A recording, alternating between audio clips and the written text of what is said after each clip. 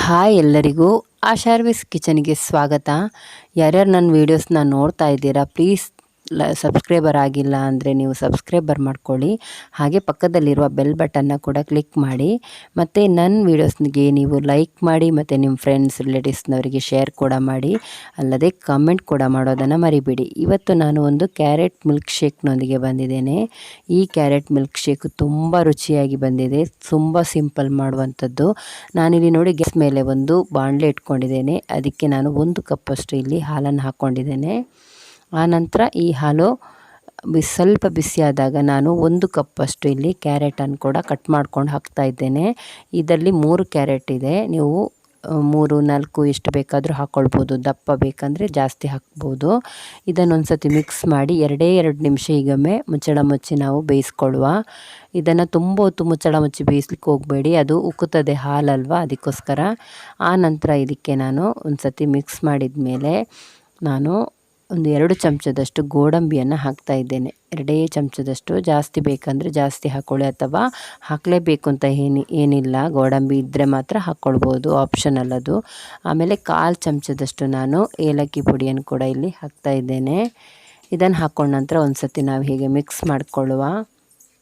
ನಾವು ಸಕ್ಕರೆಯನ್ನು ಬೇಗ ಹಾಕ್ಕೊಳ್ಬಾರ್ದು, ಕ್ಯಾರೆಟ್ ಬೇಯಬೇಕು ನಮಗೆ, ಅದಕ್ಕೋಸ್ಕರ. ಈಗ ನಾನಿಲ್ಲಿ 1/4 ಕಪ್ಪಷ್ಟು ಸಕ್ಕರೆಯನ್ನು ಹಾಕ್ತಾ ಇದ್ದೇನೆ. ನೀವು ಸಿಹಿ ಜಾಸ್ತಿ ಬೇಕಂದರೆ ಒಂದು ಸ್ವಲ್ಪ ಜಾಸ್ತಿ ಹಾಕ್ಕೊಳ್ಬೋದು. 1/4 ಕಪ್ ಅಂದರೆ 4 ಚಮಚದಷ್ಟು ಸಕ್ಕರೆ ಇದೆ ಇದರಲ್ಲಿ. ನೀವು ಜಾಸ್ತಿ ಸಿಹಿ ಬೇಕಂದರೆ ಸ್ವಲ್ಪ ಜಾಸ್ತಿ ಮಾಡ್ಕೊಳ್ಬೋದು.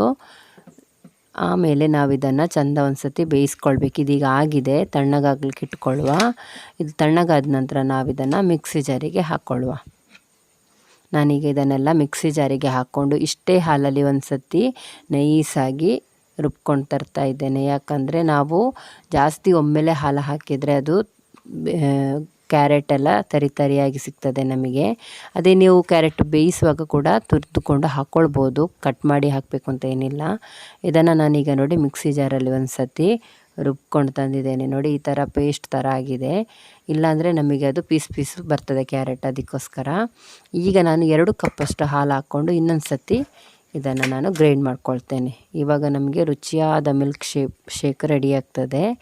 ತುಂಬ ರುಚಿಯಾಗ್ತದೆ. ಹೀಗೆ ಮಾಡೋದ್ರಿಂದ ನಮಗೆ ಮಕ್ಕಳಿಗೆ ಕೂಡ ಕೊಡಲಿಕ್ಕೆ ಒಳ್ಳೆಯದಾಗ್ತದೆ. ಅವರು ಕೂಡ ಚೆನ್ನಾಗಿ ಕುಡಿತಾರೆ ಇಷ್ಟಪಟ್ಟು.